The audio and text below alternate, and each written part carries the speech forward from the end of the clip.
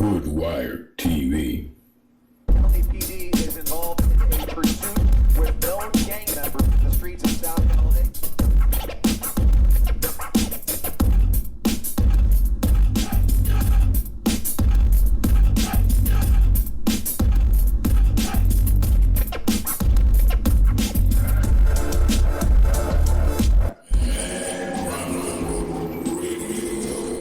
Follow our content on all social platforms.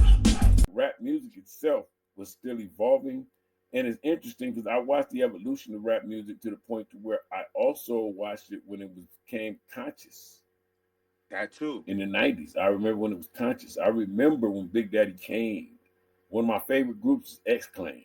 And, you know, I used to listen to Public Enemy. Right. I used to listen to the Poor Righteous Teachers. You know what I mean? Right. I was into all of that there. I loved all that there. You know what I'm saying?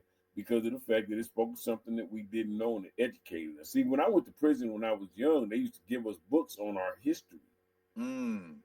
Like a lot of the OGs there, you read books on Black history and stuff like that there. You know what I mean? Sometimes you might get to a yard and you might ask the homies for something to read, and they might give you something like Blood in My Eye by George Jackson. They might give you, you know, something related to being Black, to give you some understanding of what your heritage and what your lineage truly is. What kind of lineage do you come from? They give you understanding that you are really are someone, because they try to eliminate that destructive state of mind somewhat and give you somewhat of a consciousness.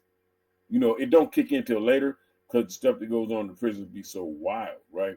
But at the same time, when I was getting out of prison in the 90s and I'm reading all these books, when I was in prison, I read hundreds of books. And in the 90s, I was getting out of prison, I was listening to this stuff. And it was very enlightening to me because it was something to read, something to listen to. A lot of the young people were more conscious, right?